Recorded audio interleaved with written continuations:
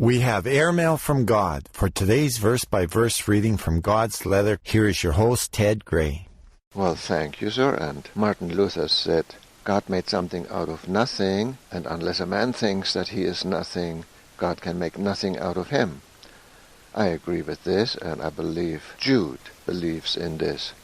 He said, quote, Jude, the servant of Jesus Christ and brother of James, to them that are sanctified by God the Father, and preserved in Jesus Christ and called. The epistle of Jude was written by Jude, but Jude also means Judas. The Hebrew word for Judas is Jude, and the Greek word for Judas is Judas. But when his parents gave him that name, it had not yet been made infamous by Judas Iscariot. But this name means he shall be praised. And this Jude was not one of the 12, but he was a half-brother of Jesus and a full brother of James, who wrote the epistle of James.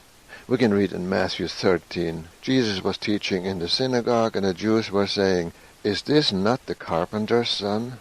Is not his mother called Mary, and his brethren James, and Joseph, and Simon, and Judas? There he is. And James and Judas seem to have something in common. They don't mince any words.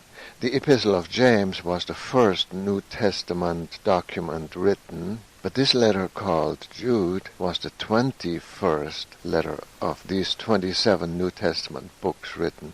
And this was written in about 67 AD, just 3 years before the destruction of the city. You can download the chronology of the New Testament from the web. But this brother of ours, he is our older and wiser, bigger brother, who will tell us a lot of important but negative things for our benefits. We can see that this brother is no dummy. From this writing, we can see that he sees the big picture, and he's really saying a lot in these 25 verses. For example, he talked about some election to condemnation. He knows about Egypt, he knows about angels, about the fall of angels. He knows about their imprisonment until Judgment Day. He knows about Sodom and Gomorrah and the eternal fire. He knows about Michael the archangel and his struggle with the devil. He knows about Cain and Balaam, who sold out for money. He knew about Adam and Enoch and the second coming of the Lord. He understood the past, the present, and the future. His name is Jude, and his title is servant, meaning slave, one who only serves another. I love slave, really. My Greek dictionary defines the antithesis of servant as one who is a leader, one who is a guide, a lord, a master, one who stands before, one who stands apart or above. He is a free man. He can do what he wants. In our governments today, the so-called ministers are bosses in their given sphere of responsibilities. But Jesus said that among you it shall not be so, quote, and whosoever will be chief among you, let him be your servant, which is slave, even as the Son of Man has come not to be ministered unto, but to minister and to give his life a ransom for many, out of Matthew 20. Using the same word here for servant is slave. Jude says, that's what I am, a servant, a slave of Jesus Christ. We don't know to whom he's writing this, other than to them that are sanctified, and that includes you and me, and he calls himself servant Jude, slave Jude, not master, professor, reverend, teacher, rabbi, father, or pastor. He could have said that he comes from the family of Jesus, son of Mary and Joseph. He could have said, I'm half-brother of Jesus. He was. But he doesn't use any legal authority or any possessional authority or any personal authority. He does not flash a degree such as Doctor of Divinity. Jude takes the lowest, most humble title. And here's the observation. There is no unemployment among the slave population because everyone who applies also gets a place to serve. That's why there is no unemployment. To be a servant of Jesus Christ, we don't need any degree or any credentials. We don't need to be good-looking or be able to talk 100 miles an hour or be great orators and entertainers. But in spite of the low prerequisites, a lot of positions in the kingdom of God go unfilled for a lack of sound doctrine. And the doctrine is that it pays to obey. God will pay the highest rewards for loving service rendered to the least of his and to the one another's. Jude, a slave of Jesus Christ and a brother of James. As Jesus had told him before, he now demonstrates it well. There is a shortage of applicants among those who want to serve Jesus Christ and his family, but there's a glut of those who want to make money in the church. The distinction between a slave and a hired laborer existed way back even before the New Testament, and Jesus and his apostles were slaving not for a salary but for others, as Jesus had taught them. They do this to be seen of men. They love the uttermost rooms at feasts and the chief seats in the synagogues, and they love the greetings in the marketplaces and to be called of men, Rabbi, Rabbi. But be not ye called Rabbi, for one is your master, even Christ, and all ye are brethren. Call no man your father upon the earth, for one is your Father, which is in heaven. Neither be called masters, for one is your master, even Christ. But he that is greatest among you shall be your servant, and whosoever shall exalt himself shall be abased, and he that shall humble himself shall be exalted. And he goes on. Jesus prohibited us to be called, or to call each other by titles of honor, and after 50 years of looking at this, I'm dead sure that this includes pastors, reverends, and all the fancy titles we attach to men in the church. But reverend can mean, among other things, a godly man leading a godly life. But holy men are aware of their sins, and are not aware of their holiness. Jude said men came in unawares into the church and have contradicted what Jesus has taught, such as self-love and self-esteem, and calling each other your grace, your honor, your majesty, your royal highness, and my Lord. But it's a stench to high heaven.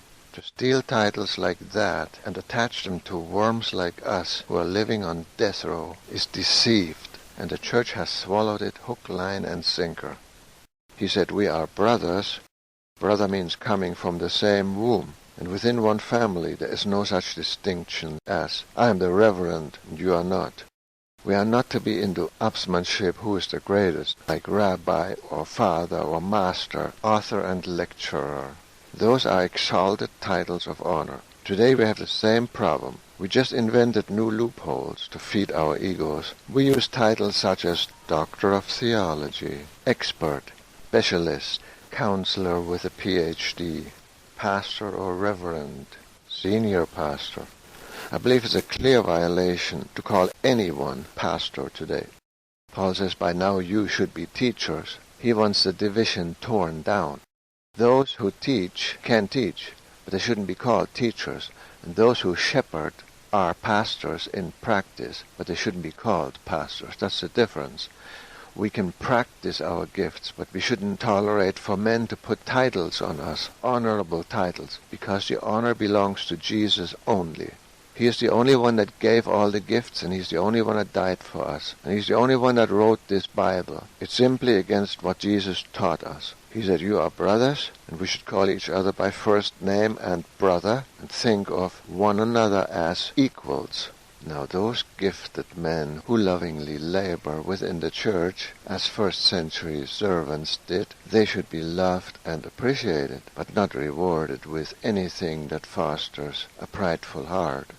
Only equals, no upsmanship whatsoever. Only reverse upsmanship is legal.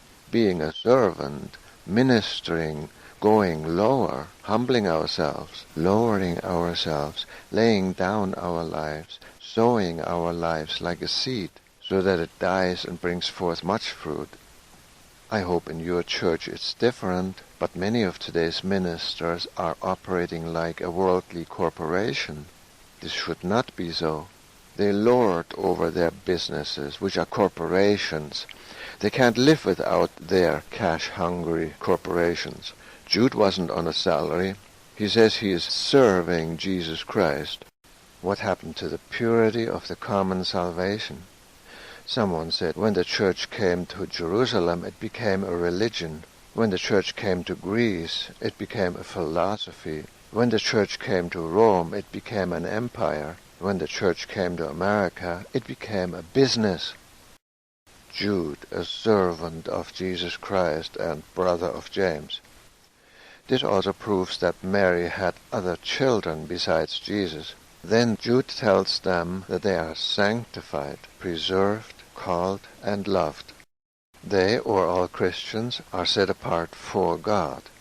That means that they are saints. Saints become saints by God's action, not by man's good works. Then they are preserved in Jesus Christ, he says. As Jesus said, no one plucks them out of my hand. Or as Peter said, that our inheritance is reserved in heaven for us too. So we get new life, we get new bodies, and we get new things.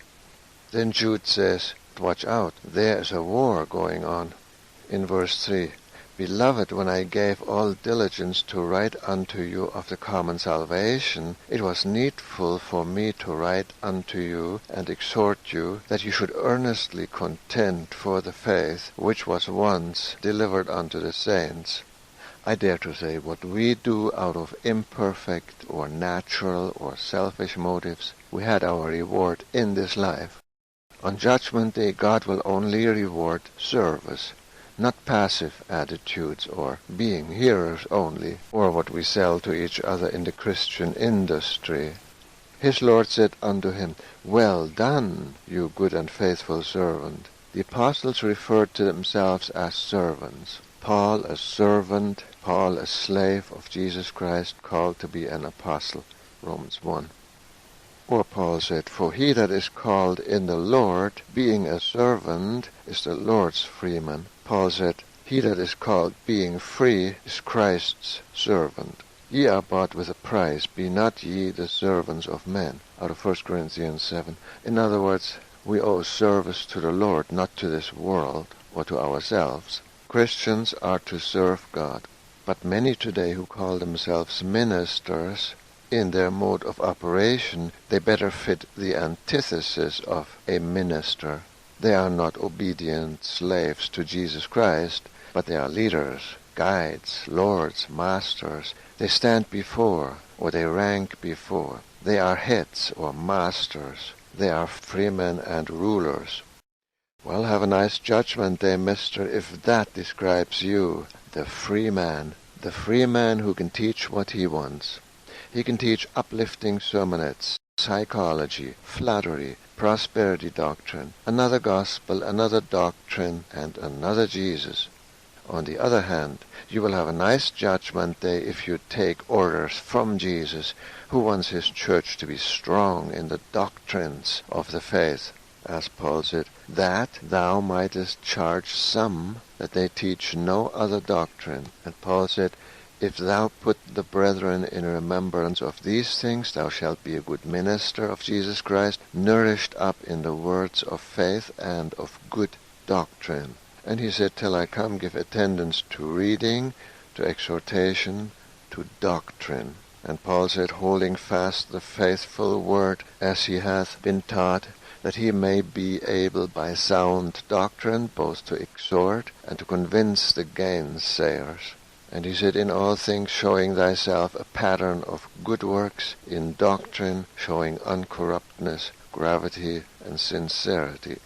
Paul even said, Now I beseech you, brethren, mark them which cause divisions and offenses contrary to the doctrines which ye have learned, and avoid them. Paul finally says in 2 Thessalonians, And if any man obey not our word by this epistle, note that man, and have no company with him, that he may be ashamed. Those are the orders from the head to teach doctrine in the church.